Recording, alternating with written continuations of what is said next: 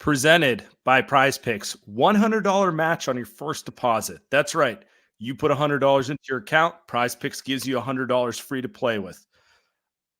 Welcome to Light Years. Andy Liu, got a special guest today in our pandemic-sized offseason because we make the playoffs. Pandemic-sized offseason. You're sick. Do you remember potting during the pandemic? Like, got a lot of Miles Turner talk, a lot of Pascal Siakam talk, a lot of people loved it. People need it. People need Danny. Actually, that's who people need. That's true. So the caveat with this now is, everyone knows about the new CBA and the boogeyman with the second apron, and no one has any clue what any of it means. So I figured, who do we know who can somewhat educate us and get us on the right path? And that's our guy, Danny Leroux. Danny, how you doing? Doing pretty well. How are you, gentlemen? Hanging in there. Enjoying the playoffs. I will say there's been some good basketball played. So even though Warriors aren't in it and we're kind of frustrated with the direction of the team, at least it's been enjoyable. It has been, yeah. And as somebody who does the whole league, it's been, you wish there weren't the injuries and everything else, but it has been fun. And yeah, it was interesting when I got the message for you guys. It's like, oh yeah, thinking about the Warriors specifically. It's been a few weeks, and so let's get into it. It's been a few weeks. The Warriors are out of sight, out of mind now, Danny. That's honestly kind of. That's the Warriors, yeah. No. So I guess let's start there. Like, I haven't really caught up with you since the season ended, Danny. What are your general thoughts on this team heading into the offseason? Like, obviously we know how the season ended, back-to-back seasons where they're essentially playing caliber, didn't even make it this year. Where's your head at with this team? So I think that there is a version of the Warriors that is more competitive than what we've seen the last few years. Now, is that championship caliber? I think we're seeing, like, if people are still watching the Western Conference playoffs, like, the bar is pretty high right now as things are looking. The Wolves are playing great. The Thunder are a really good young team. So if I had to say, I think that the Warriors, like, they could still absolutely win a round in the playoffs, but I don't know that they can. It would take a big jump from Kuminga, probably. I think he'd be the guy to really get into championship mode. And so one of the decisions, this will come up as we kind of overall talk about, is let's say I'm right. Let's say that what the Warriors are, as Steph Curry ages, as the rest of these guys age, is a playoff caliber team, but not a title caliber team. Is that something that Joe Lacob and ownership wants to pay top dollar for? Is that something they want to pay mid dollar for? Or is that something that you want to duck the tax for? I use the phrase defining success a lot, and the Warriors haven't had to define success for a long time because it's just been, oh, we're a championship team. Obviously that's good. And the answer to that, to this space, is actually really variable from franchise to franchise. Sure. And just to clarify, you're saying, like, if they more or less run back the same team with some tweaks next year, 45-ish wins is probably about where they'll be again, short of, that would be correct. Kuminga that would be correct. Taking a huge leap or something like that. Yeah, and you do have to worry. This comes up with the Lakers and stuff too. Like, you can't always factor in perfect health for old teams. Like, you just have to be like, okay, well, Steph is going to miss some time. Draymond's going to miss some time, even if it's not Warriors have the reasons Draymond missed some time. What? Last season, Warriors have pretty good health, which is the saddest part of this. Like, they had Steph played 90 games. They just had poor health in closing games at the beginning of the season, and that hurt them. Poor mental health too for Draymond and Wiggins. But yeah, you're right. I'm with you on wins though. It's kind of where they're at. In a playoff first, maybe they squeeze a first playoff with like look last season. That's kind of their upper limit. Right, is what you're saying. Steph carries them around. That's about it. I think that's about right. There could be circumstances where you go a little bit beyond that, but the idea, like, you because you never know who you're going to play and at what time. Maybe you get a fortunate matchup. But the idea that I like to define things by, like, expected outcome. It's like, sure. I don't see this team as one that would, like, win a conference finals. They could make one maybe, but I wouldn't expect it. I've been wrong before. I thought that after the KD departure that the Warriors weren't going to win another title. I was very wrong. You could see it, but it's a lot harder to be wrong on a 36-year-old star than it is like a 33-year-old star. It's just the way things go. Yeah, and we're not going to disagree with you on that. Like, in general, if they run back the same roster, expect basically what you saw the last 2 years. I don't think that changes. So obviously that dovetails into what we really want to talk about, which is how can they not run back the same roster next year? Like, what are realistic changes they could make? Where can they go with this? And all of this kind of leads us to kind of second apron talk. Is this the first off season it's actually a real thing? Yes. Or was it? Yeah. Okay. Well, Go ahead, so Sean. okay, I'll so give the you some more. second it said the second apron has existed, but what happened is the new CBA added such big changes that what they wanted to do was they wanted to have those kick in over time. And so whether we're talking about some of the really big restrictions, not the smaller ones, some of them have kicked in already, but the bigger restrictions, and then the things like, for example, the starting of the counting for the frozen picks and all that type of stuff, all of those things don't really kick in until the 24-25 season. So there have been things like not getting to use the mid-level and everything else. And of course, that affected DiVincenzo and a lot of other things. But the really big stuff, that is going to start for 24-25. Got it. So this season, so I'm just going to pull up the Warriors projected payroll stuff based on Basketball Reference. So we're all looking at the same thing. I know it's not 100%, but close enough for us to work with right now. As of right now, this assumes they pick up Chris Paul's $30 million option and don't re-sign Klay. I don't think either of those are the likely scenario. But if you get rid of Chris Paul, then they would be at $144 million, which would be what? Right, directly over the cap, but able to use a full mid-level? Correct. Yeah. So the cap projection by the NBA right now is 141. It may be a little bit more than that, but we don't know for sure. Kind of depends on how long some of these series go. And yeah, and the other thing I'll note briefly with Chris Paul, just because this is interesting. Chris Paul's it's not a team option, it is a non-guarantee. And the reason why that matters is because they could theoretically push out the guarantee date on that. And they could also potentially guarantee part of it, so this could happen in a variety of ways. Like, I mean, one is like that happened with Danilo Gallinari, who's a much worse player. And Chris Paul, like he could basically tell the Warriors, hey, you can be more flexible with this. Maybe you don't have to make the decision on me in late June, but you might need to give me some money to give you that flexibility. And so that is a scenario that the Warriors and Paul could negotiate. So what is that? You hear about, they could use the Chris Paul contract to pull off a trade, theoretically. So what does actually pushing out the option mean? Like in practical terms, let's say right now the guarantee date is the day after the draft, right? Yeah. So what would it mean if they pushed it to, I don't know, July 10th or July 6th or something that lets it be a caveat into free agency? So it basically gives Mike Dunleavy in the front office time to figure out what they want to do. And because the Warriors aren't necessarily a free agent team, they're not necessarily waiting on those sorts of things like, let's say, the Sixers are, where it's who's going to say yes, all that kind of stuff. But what other teams are willing to talk with them about does depend on what other options they have available. And so it may be that on draft night, some teams are more or less interested in sending their guy to the Warriors for probably limited assets, unless they're throwing something like Kuminga in the deal, which I don't expect, but it's a possibility.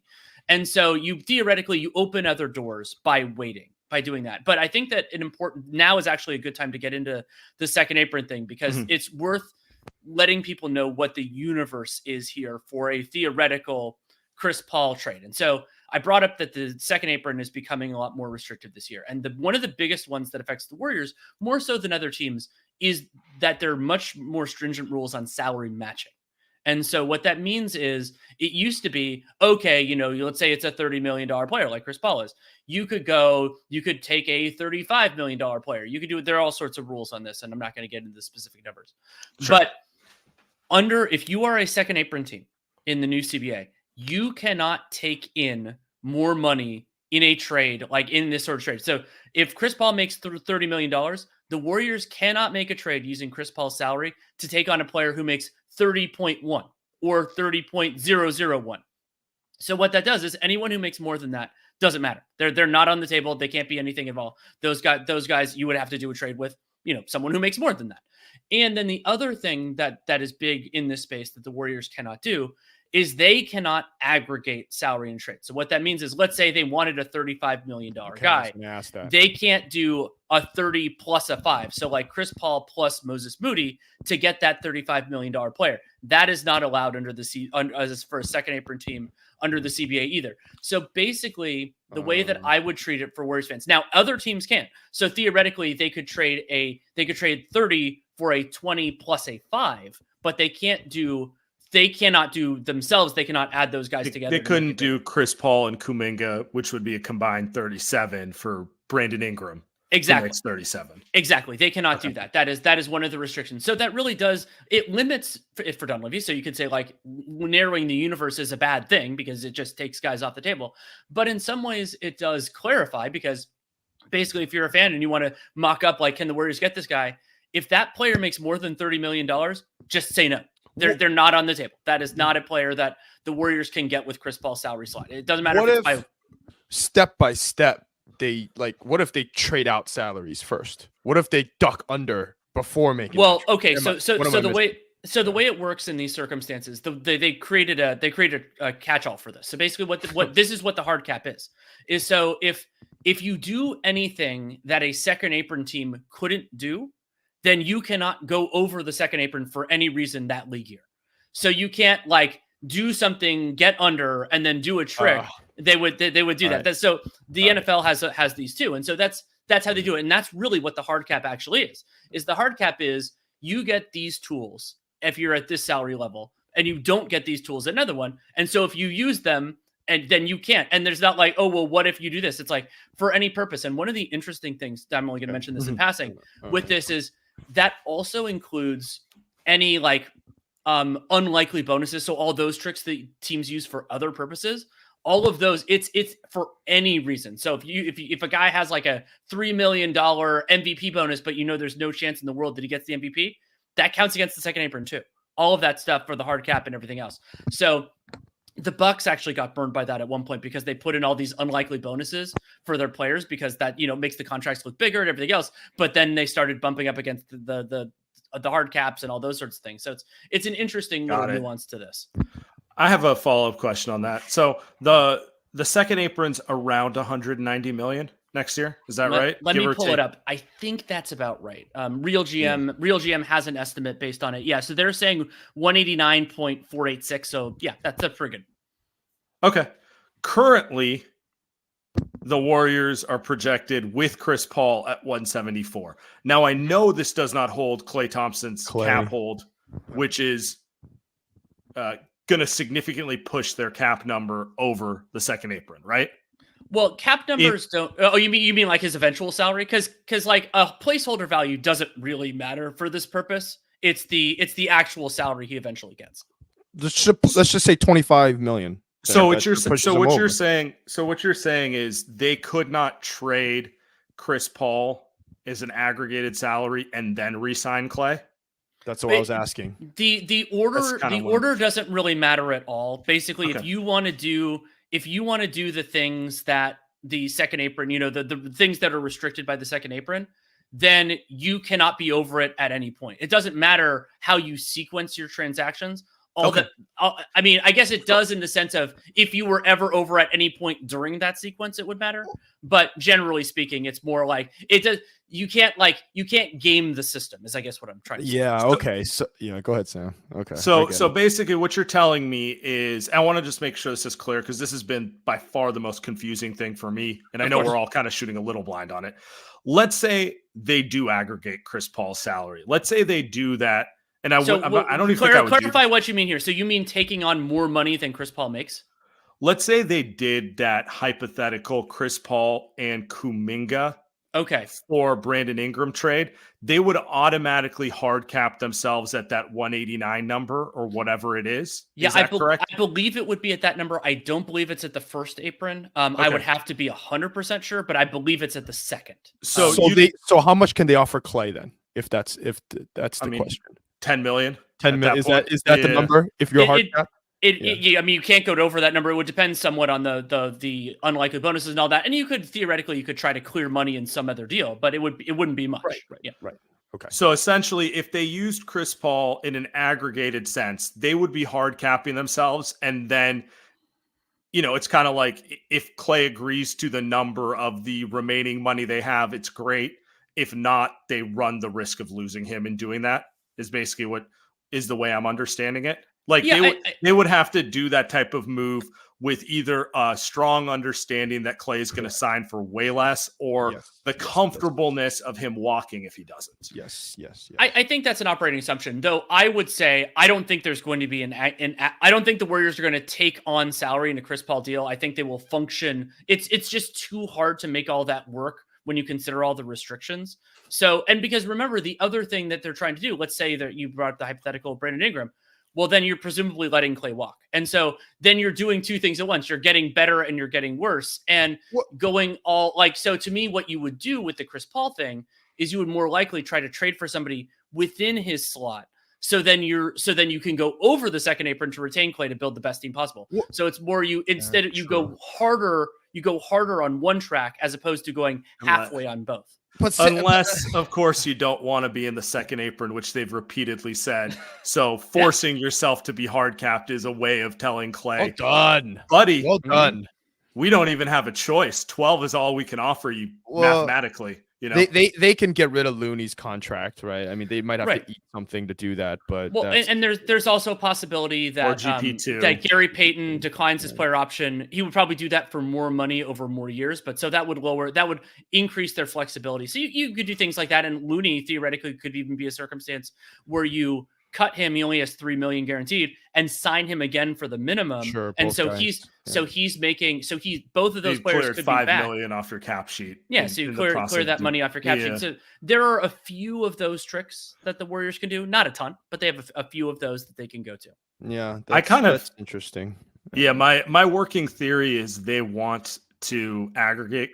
They want to use Chris Paul to get someone to force themselves to be hard capped, just so that they don't have to have that, matching Klay at a number they don't want to conversation. God, I really like that theory. I really like it. It's or maybe that's me talking in realities. I want to exist.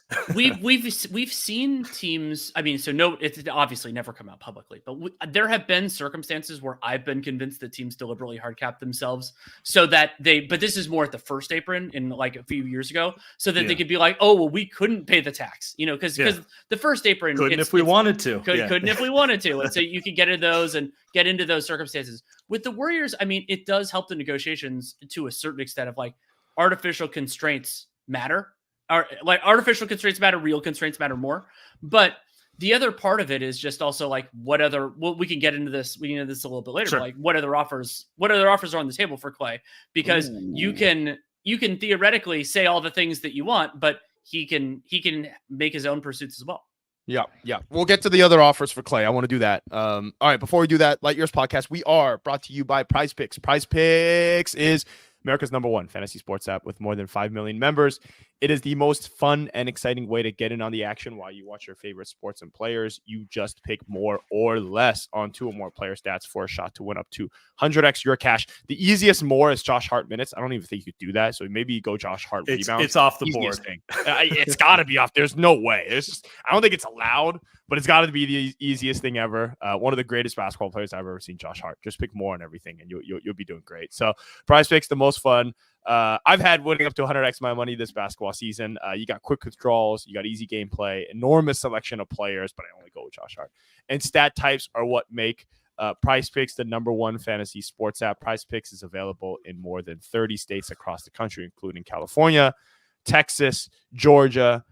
This playoff season, the star players like Josh Hart mean more on Prize Picks. Keep an eye out for starred players on the board, and you could receive a 10% payout boost if they are in your winning lineup. Prize Picks, download the app today. Use code LightYears for a first deposit match up to $100. Download the app today. Use code LightYears for a first deposit match up to $100. Pick more, pick less. It is that easy. And we're brought to you by Unified. Unified, whether you're a world-class athlete or a podcaster like me, we all understand the importance of mental and physical well-being and proper recovery for top-notch performance. Unified Healing is a new and super innovative global network of wellness centers powered by Energy Enhancement System, or EE System. If you haven't heard of the EE System yet, you'll want to listen up. This technology promotes wellness, deep relaxation, purification, rejuvenation, whether you're here in the Bay or hundreds of locations across the globe. Access to a center is easy and affordable. Interested in experiencing the EE System technology for yourself? Go to unifiedhealing.com/lightyears to learn more and find a center near you. That's UNIFYDhealing.com/lightyears. No material or testimonials on the Unified Healing website are intended to be viewed as medical advice or a substitute for professional medical advice, diagnosis, or treatment. Always seek the advice of your physician or qualified healthcare provider with any questions you may have regarding a medical condition or treatment and before undertaking a new healthcare regimen, including the EE System. Cool. Let's get into Klay real quick. I just want to sum the whole thing up though. So they do have the ability to trade Chris Paul. It just comes at a cost. If they aggregate him, they basically have zero ability to go into the second apron. And if that costs them Klay, so be it.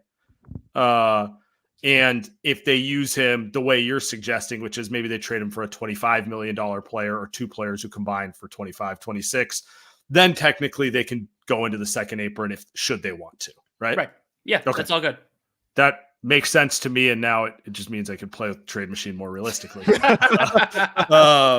Okay, so let's talk Klay Thompson, because we've all heard the Orlando thing. Shams is letting everyone know about it once a week at this stage of the season. What would you do with Klay? Where are you at with Klay returning? He is still an important player. The Warriors need movement shooting. They need players off the ball who teams respect, who they actually guard. That's useful for them.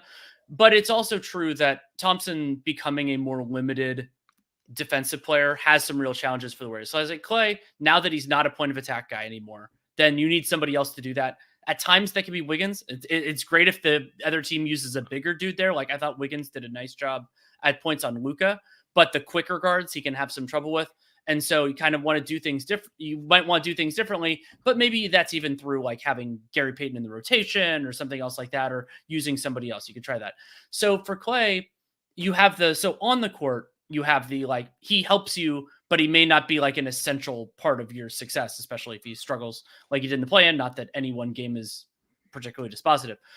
But then you also, of course, just as we're speaking about this as practical, is the human element of it, that he's been an important part. He would be the first of the essential Warriors to leave for another team, which is a very different thing from like Andre Iguodala retiring. And then like the Harrison Barnes, Kevin Durant spot, that always changed around. Like that's a kind of a part of the Warriors history, is that spot was always going to be a little bit nebulous. And so that would be hard. And how much of a voice Steph and Draymond have in this conversation is an interesting one. And how much Joe Lacob, like how much is he sentimental versus practical? And we're going to get the clearest answer on this. We got a partial one with Draymond coming back and at the terms that he did, but then we'll get another one with Klay. But as we've talked about, the other variable here is how much your other team's willing to offer. And I genuinely don't know. I don't know whether they're going to do that. And I brought this up a little bit. I was with Anthony Slater about this recently for RealGM Radio. And one of the things that we both brought up independently of each other is the idea that Klay is a very prideful guy. And if other teams don't make him a priority, maybe that leads to him being more open to sticking around. And it could even be they could do a more creative structure, like they pay him something, they do a 1-year deal at an amount that works for those purposes. And one of the weird things about the CBA, trying to keep teams together as much as people complain about all this stuff, is that they would, if they signed a 1-year deal with Klay at basically any number, the most extreme here ever is like Dirk going from a maximum to a minimum to a maximum again, then they could theoretically sign him to any number again the following year. So there could even be a circumstance of like, if Orlando or somebody else, like let's say they want him, but they don't want him number 1. Well, then maybe he just goes, well, I'd rather come back and we can figure out the other part later, though that is of course taking a huge risk. And if he's a prideful guy, then it's like, then that's a something to consider. Sure. The Orlando thing, like it makes sense. Everyone watched them have 0 shooting and lose game 7 because like they have no shooting on their roster. It makes sense. But at the same time, I gotta imagine they'd prioritize someone like Malik Monk, who's closer in age to their guys, to Klay. So sure, I don't know, or somebody they could trade for, like Anthony Simons or Trae Young or somebody else. Like, because the Magic are so young that they would probably want somebody who aligns, unless they're worried about eventually paying all their dudes. Something the Warriors are very familiar with years ago. They're only going to pay 2 of their guys anyway. We'll How many guys are they paying? They're paying Jalen Suggs. How much is he worth? I really like Jalen Suggs, but I think he's going to get remember, salaries are about to go through the roof because of the new TV deal. So I think Suggs is going to get between 25 and 30 million. Okay. Got it. Oh, I love Suggs. But that's going to be on a new cap. So that's going to be. I get it. I get what you're saying. How much is Paolo going to get? Just curious. Max. He's a max. 25%. And then how much is that? And then how much is that per year? Oh God, I haven't worked. Let me here. I have my salary sheet open. If you're fine with me, I'll keep talking. Looking in the other direction. Yeah. So I actually 45. have this. So So the 25% max in a contract that started in, I think that'd be 26 that he would start. That's going to be started about 42.7 million. 42.7, and then Franz Wagner is probably going to. We'll see with him. I think he's under. Okay. Yeah, I mean he's. I'm lower on Franz Wagner than some are. It's funny going back to that Kuminga versus Wagner thing. Like it's going to keep being relitigated for the rest of our lives. Just a couple mid guys, mid off, just a mid off. The interesting one you mentioned with, and I'm not saying Trae Young is like this freaking vet thing, but it's not like Klay is, right? Like that's not like, I can't imagine that Orlando's thinking of like, all right, let's bring this vet guy who's a real leader. Like, not to say that Klay's a bad guy, it's just he's not a leader. Like he's gonna come in and he's gonna try to shoot 25 shots because he's like, we don't got any shoot. So I get why Orlando needs him. I can't imagine Orlando. Like, let me ask you this: would Orlando give him the Fred VanVleet contract? Because that's my guess. Is that what they're going to try to do? Is they're going to try to give him the FVV contract?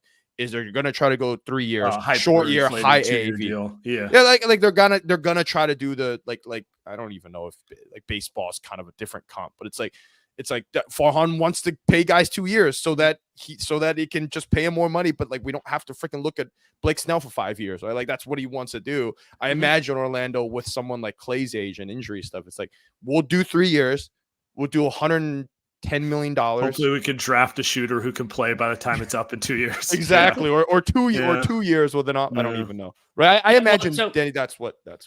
Yeah, I think that the general structure there, like, so more money over shorter years is something that they could do because Paolo is probably, so he has 2 more years on his rookie scale, and then he gets his big raise. Suggs and Franz Wagner, it's the year before. So they really do have a narrow window if they're going to do that. So I think it would be that structure. I don't know that Klay has the leverage to get like that kind of money, but that kind of structure, sure. So maybe it's 20 or 25 or something like that rather than like 40.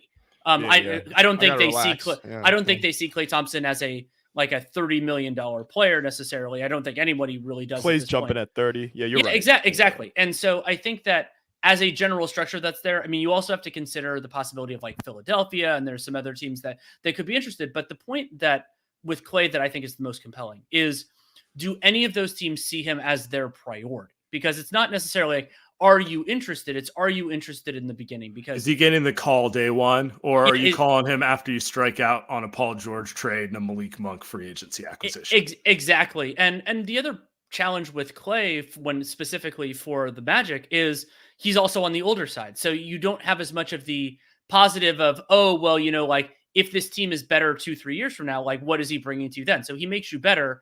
And it's the same kind of thing. I don't think Oklahoma City is going to become calling either. They potentially could have cap space, but it's like, what does he do now versus what does he do later? And so all of those things are interesting. And then, so if Klay isn't prioritized by those teams, I think it's significantly more likely that he comes back. And, and then with the Warriors, you have in many ways for them, we talked about the constraints before, like the actual constraints that could exist with the hard cap and anything. It's also the question of like, which I think is maybe the most interesting thing total for the Warriors, of what does Joe Lacob want to do with this team? What is he willing to do? And what is he willing to sacrifice financially for a difference of, let's call it, 2 or 3 wins in a year? Like that's very different than if there isn't a path to being a title team, then what is he willing to pay? Yeah. I mean, I think he's already told everyone, if we're going to be middle of the road, I'm just going to get out of the tax, which honestly, I hope it doesn't end up there, but I wouldn't necessarily hold it against him for not paying $200 million tax for this year's team. Now, if they run back this year's team, I'll just be mad because I don't ever want to watch that again. But there's a lot of things to hold against Joe Lacob, hence like the 2 timelines, but I can't imagine it's like, come on, what did we watch the last year? What did we to pay that amount for what we watched was.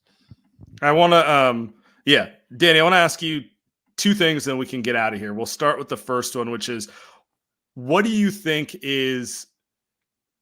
what is your preferred option for what they do with the Chris Paul contract slot? Like you play fantasy GM, be realistic, unrealistic. Cause to me, it's maybe still Danny kind of play real GM for the Warriors, help them out.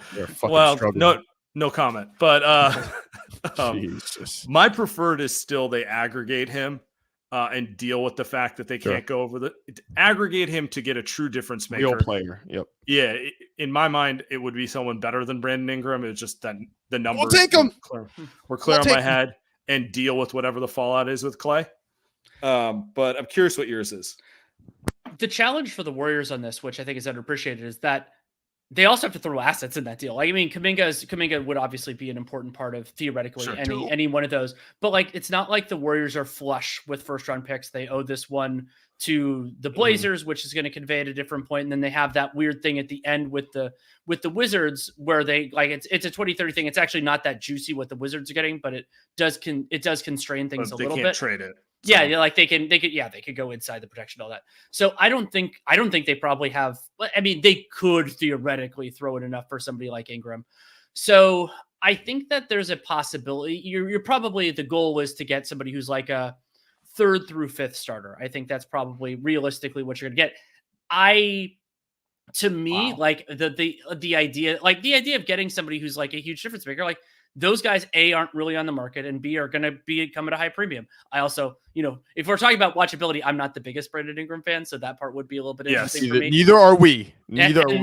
And then in terms of the like below 30 million, I don't have a specific target in mind. If they're willing to spend it, somebody like, I mean, I don't think they are, but somebody like Jeremy Grant would actually help them. Like, because Grant could be the 4 next to Draymond as like the 5 in those small lineups and defend a little bit.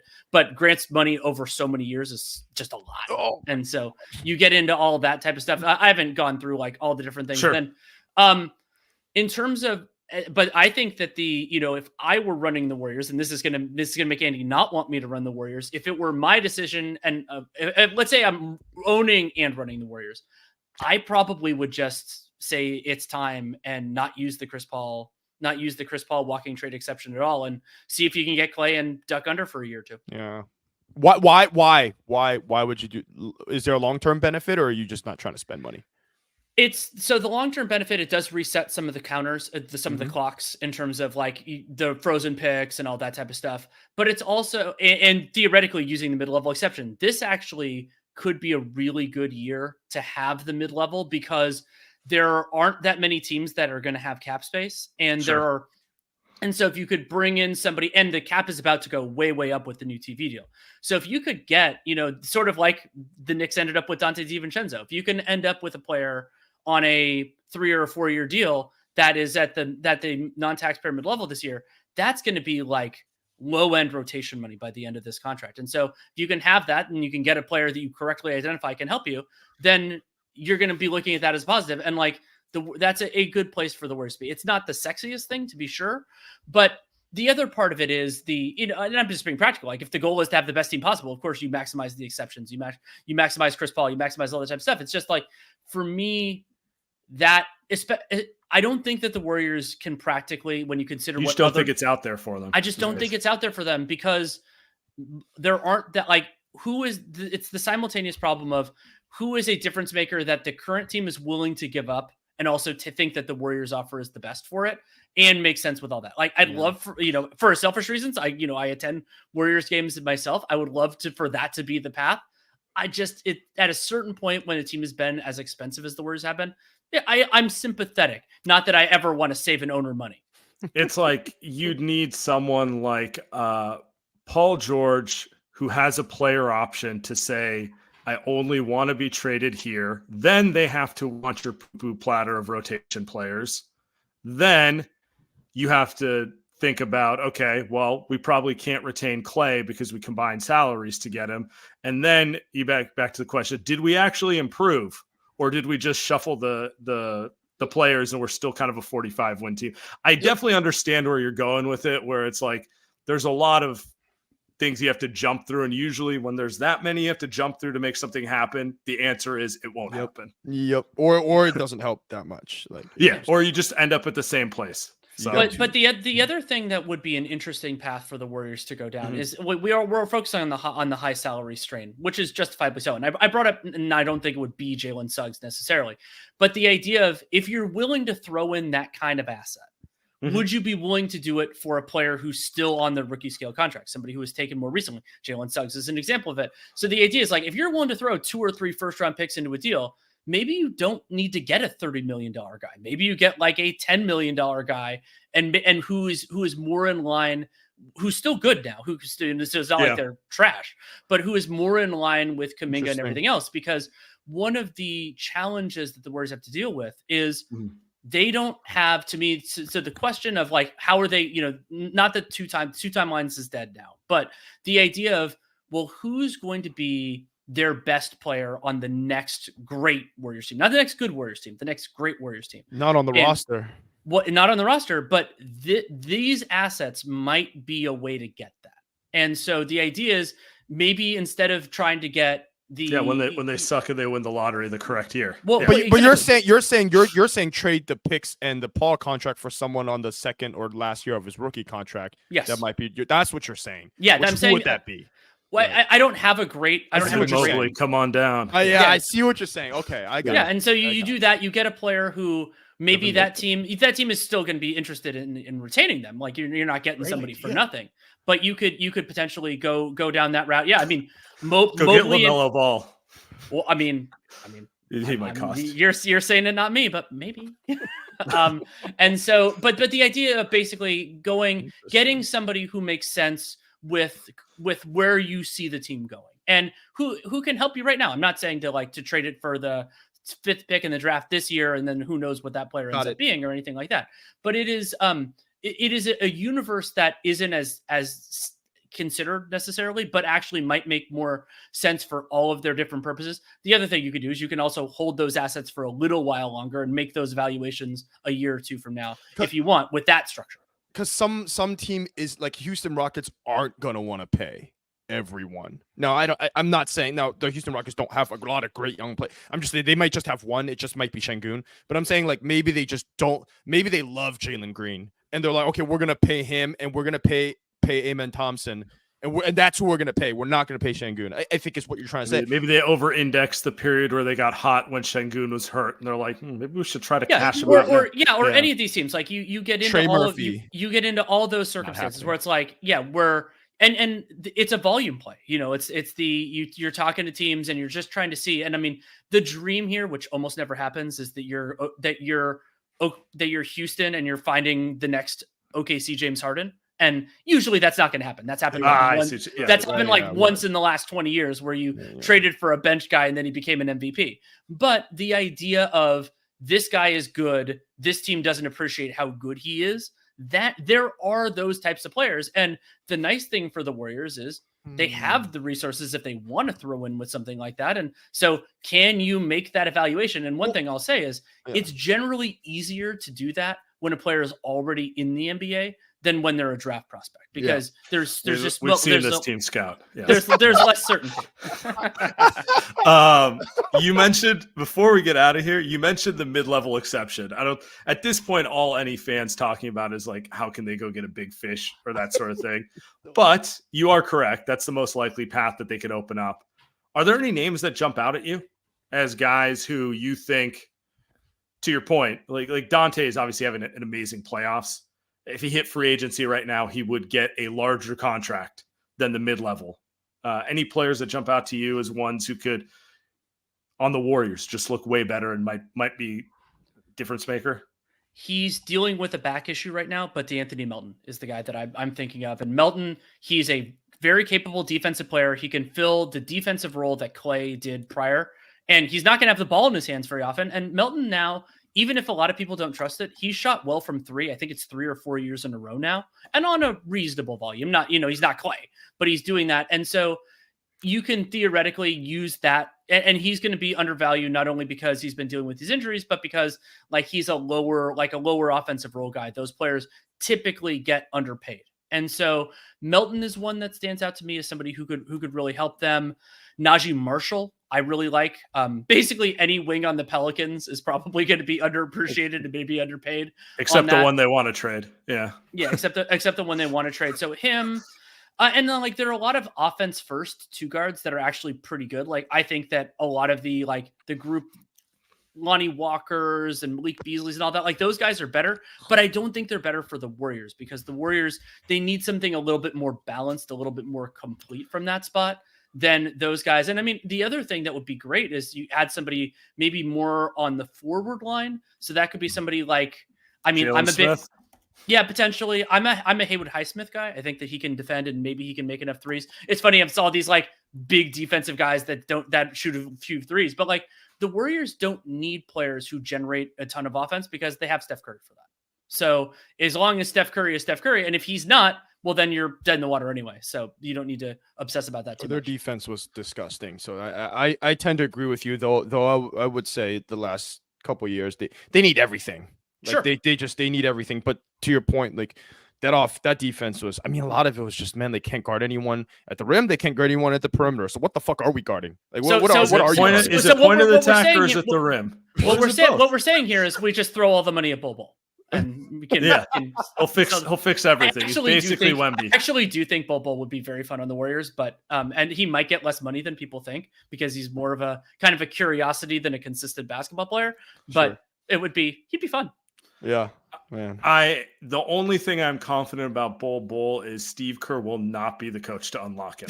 I can just see too many rotation mistakes and boneheaded stuff. He's sitting on the bench next to Bruce Frazier. That's Steve Kerr would need hazard pay. I mean, would need hazard pay for Bol Bol, or you just let him take mental health breaks during the season. Like for whatever reason, Steve Kerr gets a night off and Bol Bol's starting, and then you're like, okay, that's fine. Yeah, pretty much. All right. Danny, appreciate you. Anything you want to plug before we get out of here?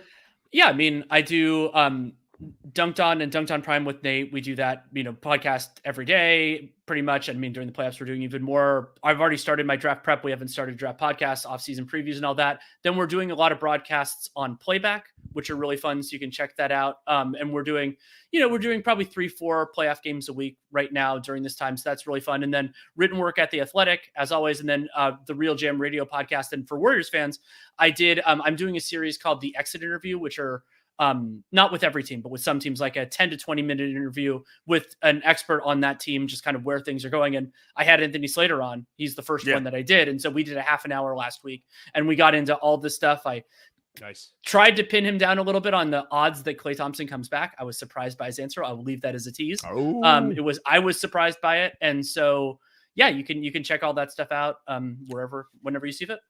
Love it. Awesome. Appreciate you, Danny. Thanks, Danny.